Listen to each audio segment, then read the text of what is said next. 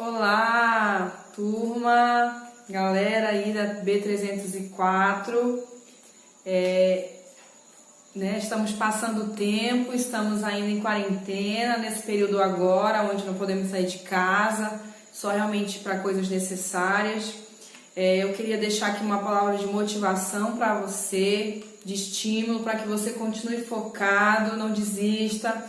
Esse período vai passar logo, em breve nós estaremos juntos nas nossas aulas presenciais. Então, temos mais esse período agora de aula e eu estarei transmitindo então para vocês a aula de hoje assim.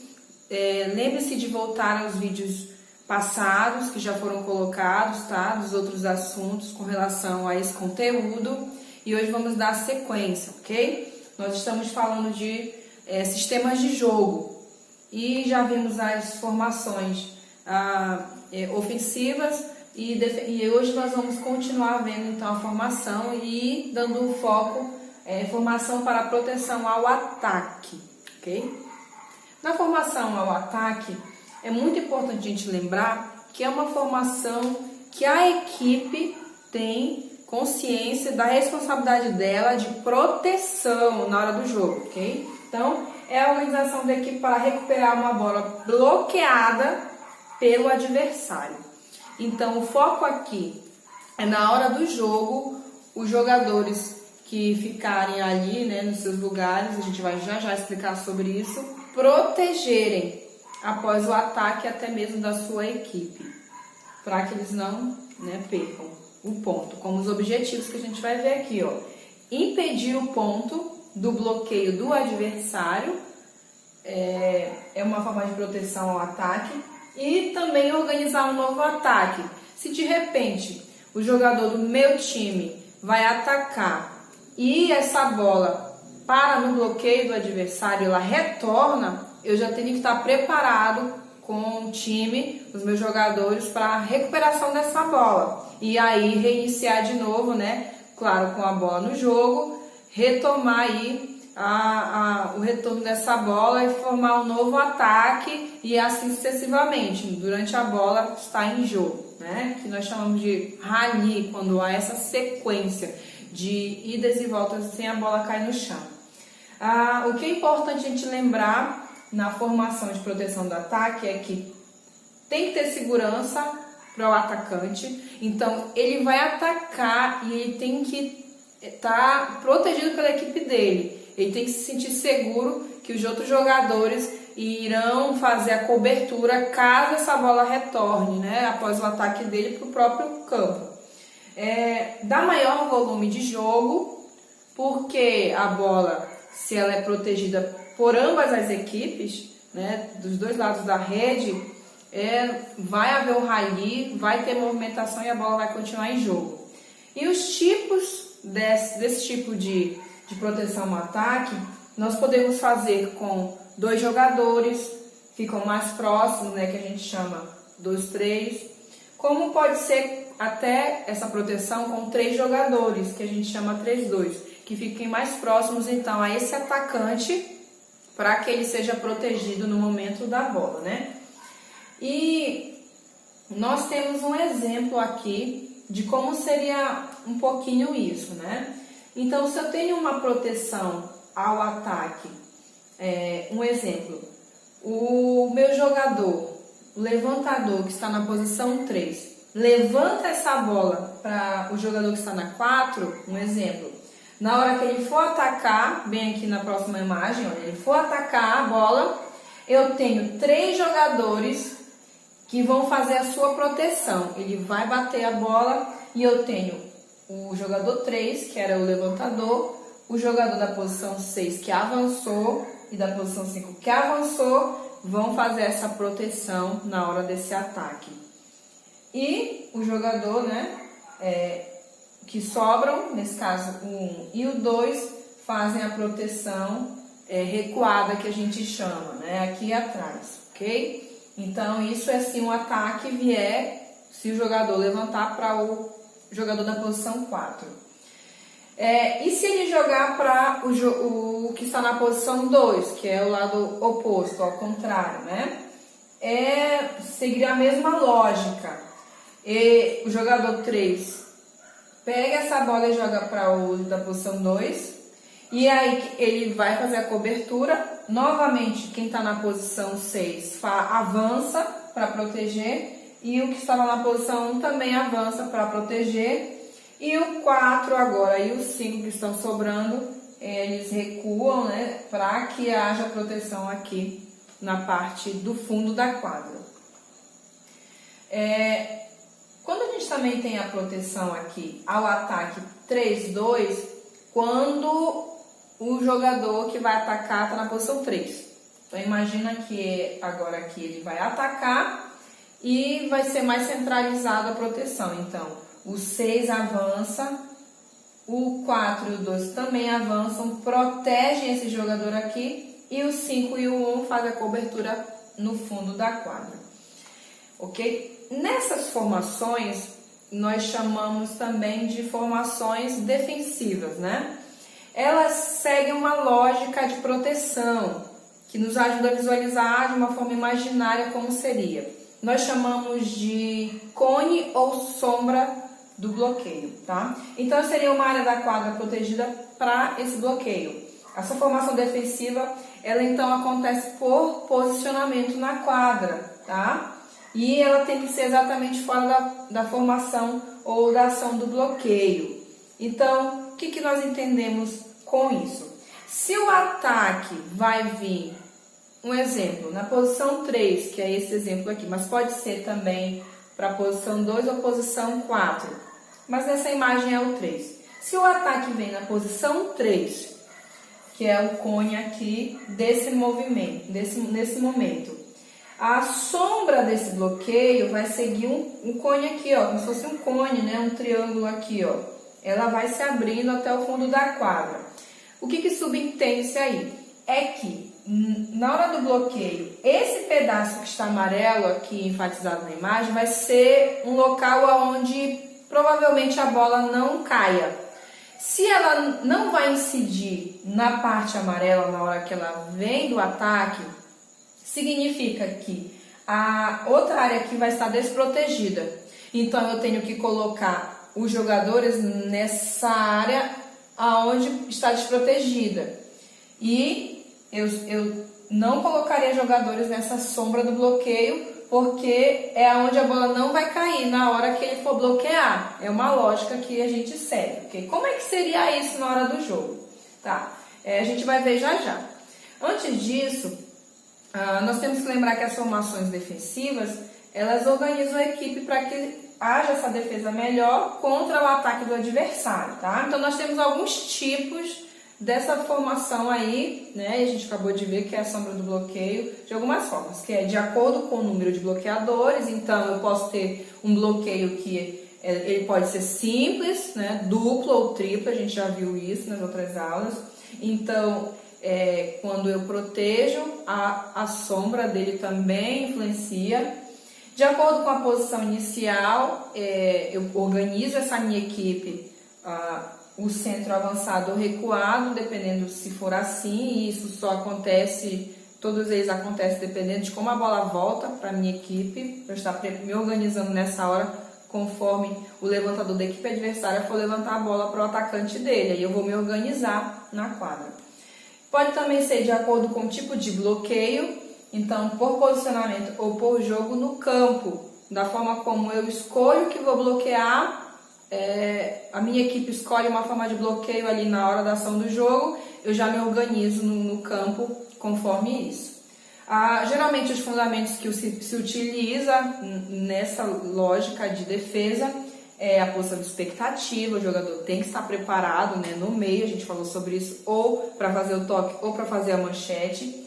A movimentação, tem que estar movimentando para estar esperando essa bola. O bloqueio, que é feito na rede. A defesa, né, que pode ser de manchete também, pode ser de toque também. Rolamentos e mergulhos são os fundamentos usados, com o objetivo de evitar o ponto do ataque do adversário e organizar então um contra-ataque também melhor para a minha equipe. Tá?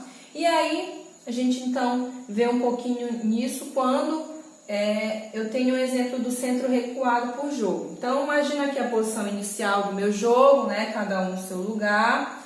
Todos eles estão na rede da posição 4, 3 e 2.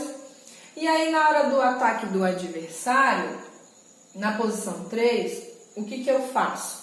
Lembra da zona de incidência do cone? Eu tenho aqui um triângulo, né? Então, eu tenho que proteger esse meu jogador. O 4 vai um pouco mais para o lado, o 2 também. Eles podem entrar um pouco e avançar para proteger. E aí, o 5 e o 1 podem abrir um pouco mais para proteger. E como está sobrando 6, ele pode permanecer no meio, ok? Ainda que nesse caso a incidência não seja tão grande. Quando o ataque do adversário vem da posição 4, então da posição 4 vai incidir no bloqueio do jogador 2. Então, quem vai bloquear essa bola é o jogador da posição 2. Na hora que ele for fazer o bloqueio, o da posição 3 vem, avança para a direita, né, faz a cobertura dele. E nessa hora nós temos aí, né, na hora por jogo de campo, 4 jogadores fazendo ali uma meia-lua, né, um semicírculo no fundo da quadra para proteger essa bola, que pode vir e retornar para a bola em jogo. Quando o ataque vem para a posição 2 do adversário, então quem vai proteger no bloqueio é o jogador da posição 4, novamente quem está na 3 avança para a esquerda, protege ele e a meia-lua vem do lado oposto aqui, o semicírculo no fundo da quadra, então, para pensar na próxima ação do jogo, né? Ok? Quando o centro é recuado no bloqueio, isso que a gente está vendo é no bloqueio simples, tá? Quando é por posicionamento, então, na posição inicial aqui, e quando o ataque do adversário vem na posição 3, né, os jogadores, eles recuam aqui, né, avançam próximo, como aquele cone que eu falei para vocês, repetindo um pouquinho aquela figura. Olha aqui a sombra do bloqueio, tá? O 5, ele vai ter aqui uma espécie de zona fictícia imaginária, que ele vai fazer a proteção aqui. E o 6, ó, pode ir um pouco para a esquerda e proteger essa ponta da quadra no fundo. E assim, do outro lado também o 1. Né? O 6 pode vir fazer a proteção na ponta da quadra aqui no fundo, né? Nessa zona aí de sombra do bloqueio, no caso do 6, ok? Então, aqui, de forma fictícia, nós temos uma linha que mostra como seria a zona de responsabilidade desses jogadores quando ocorre, então, bloqueio simples com centro recuado, tá? O centro recuado, que é o 6, está recuado, ou seja, ele está aqui para trás, por posicionamento. Quando o adversário, então, ataca na posição 4, o 2 vai fazer o bloqueio, o 3 vem fazer essa proteção atrás, e olha lá, os jogadores aqui, ó, naquela meia-lua que a gente falou, a zona aqui da sombra, né? O 6 fica um pouquinho dessa linha, próximo dessa linha imaginária. O 5 fica preparado para se adiantar um pouquinho. E o 1 desce, né? Ou seja, ele recua aqui para fazer essa proteção, ok? E aí nós temos o ao contrário. Quando o ataque vem da posição 2, o 4 vai fazer o bloqueio. O 3 entra aqui para ficar um pouquinho, né, nessa parte do 4, olha aqui na zona da sombra, né, do cone que a gente falou, a sombra do bloqueio. E o oposto que a gente falou agorinha, né, os jogadores ficam em meia-lua, o 5 cobre mais aqui aonde provavelmente a bola pode cair. Como a sombra mostra pra gente, como eu já falei, é um local que a bola provavelmente não pode cair, o 6 já fica ali, ó, nessa zona aqui, aonde a bola pode ser que caia, como o 1 e o 2 também, ok? Minha formação ofensiva vem do bloqueio duplo agora. O simples eu vou usar para os meus jogadores principiantes, que estão começando e a introduzirem neles, né, a forma defensiva. E o bloqueio duplo eu já posso usar o triplo com jogadores que já estão treinando há mais tempo. No bloqueio duplo, eu tenho exemplo aqui a posição inicial, né, no jogo. E aí quando o ataque vem da posição 2, eu pego o meu jogador que está na posição 4 e 3, eles vão fazer a proteção, eu bloqueio. E aí na sombra, né, do bloqueio, eu recuo aqui o jogador 6 para a esquerda, o 1 e o 2 para a direita, fora da sombra do bloqueio, e o 5 eu coloco bem atrás, caso o jogador, né, faça até uma largada aí da bola. É um exemplo de proteção. Se esse ataque vem de um jogador que está no centro, do lado oposto, pode ser o jogador da posição 3, eu protejo com o jogador da posição 4 e 3, a sombra do bloqueio aqui, ó, não precisa de jogador, o 5 que já estava avançado pode continuar aqui, ele só sai da onde ele estava aqui, ó, e vai para o lado esquerdo. O 2 que estava mais aqui pode descer um pouquinho, ficar na lateral. O 1 e o 6 continuam no fundo da quadra, recuados, para fazer a proteção fora da sombra do bloqueio. Se esse ataque vem do lado oposto, do lado do ataque do jogador na posição 4, eu pego o meu jogador 2 e 3 para bloquear. O 1 já fica na posição aqui de expectativa, né? Se for a largada, ele pode proteger. Se for o ataque, o jogador 4 e 5 podem proteger quando é mais à esquerda. E o 6 aqui recuado também proteger à direita. Se esse ataque vem na posição 3, né? De novo, aqui, ó. O 2 e o 3 que estavam se preparando, né, ali, podem ir para o centro também. O 4 desce, se ele sentir que não é necessário ali, né, a ação do jogo que mostra. O 1 que estava no centro, ele já se posiciona para a direita, porque nessa zona de incidência no centro, provavelmente a bola não vai cair. Então, os jogadores se organizam dessa maneira, ok? Quando eu tenho um bloqueio duplo também, com centro avançado, por posicionamento quadrado, que a gente chama, o centro pode avançar, que é o 6, né? O anterior, a gente está falando, o 6 ele estava recuado no fundo da quadra. E quando o 6 ele avança, vai para mais próximo da rede. Quando o ataque vem da posição 2, o 6 pode subir, né? Pode avançar, enquanto o 5 faz a proteção à esquerda, o 2 e o 1 à direita. Se a bola vem ao meio, né, ao centro, quando o jogador está na posição 3, o adversário, né, 4 e 3 ainda protegendo, o 6 pode ir para a lateral, à frente, avançado, e o 5 então faz a posição recuado atrás, e o 2 e 1 à direita novamente. Se é o oposto, né, o jogador da posição 4, o 6 então fica aqui na espera, e o 4 e o 5 protegendo aqui à esquerda e o 1 à direita recuado. Quando vem no centro, né, aquela zona lá de incidência onde a bola provavelmente não caia, o 6 já pode se posicionar avançado à direita, o 4 desce, o 5 recuado e o 1 recuado, ok? Fora da zona da sombra do bloqueio. Quando nós temos uma formação defensiva do bloqueio duplo com o centro avançado, mas por jogo do campo, ou seja, em forma de semicírculo, eu posso fazer então aqui, quando o ataque vem da posição do adversário, que está na posição 4, o 2 e o 3 vão fazer o bloqueio, o 6 pode avançar, o 4 pode recuar, o 5 pode avançar à direita e o 1 recuar para o fundo da quadra e fazer então uma proteção em semicírculo, né?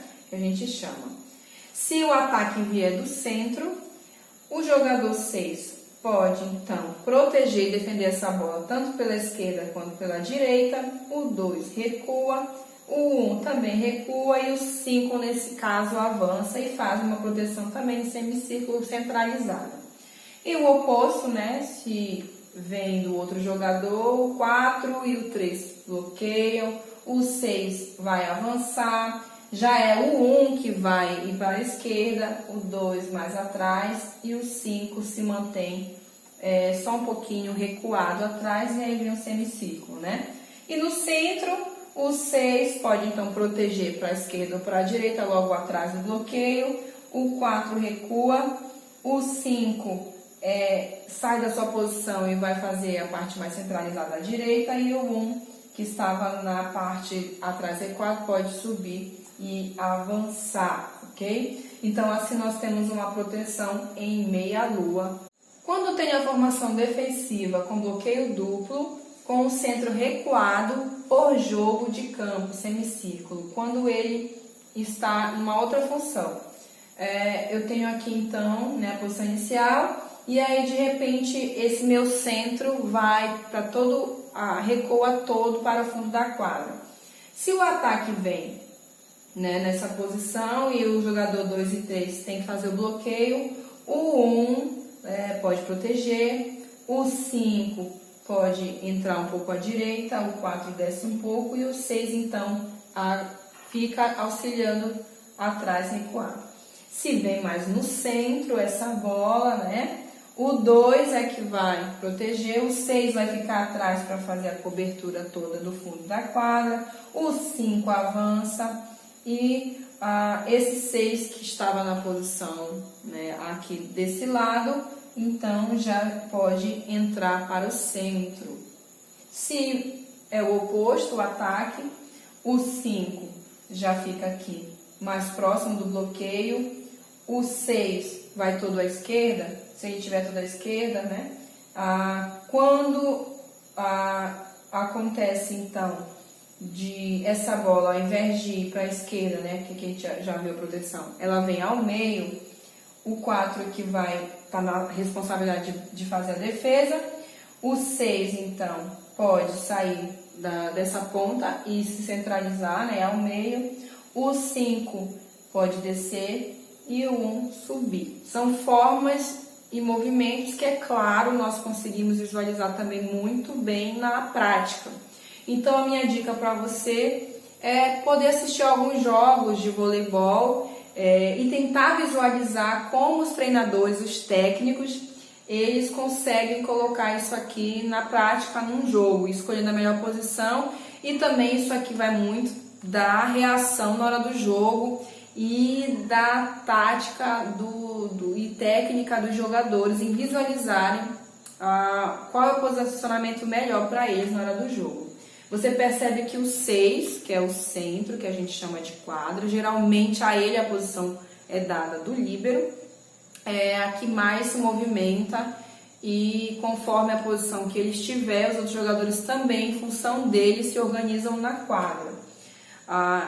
E é isso que nós vamos ver também logo em seguida, que é a função do líbero dentro da quadra. Então, é isso. Espero que vocês tenham entendido um pouco. É claro que esse assunto precisa de bem aprofundamento, que vocês possam ler a apostila, possam pesquisar na internet e conseguir visualizar na prática essa formação, ok? Então, espero vocês, aguardo vocês nas respostas e espero que vocês consigam assimilar esse conteúdo. Um abraço, Deus abençoe vocês e até a próxima.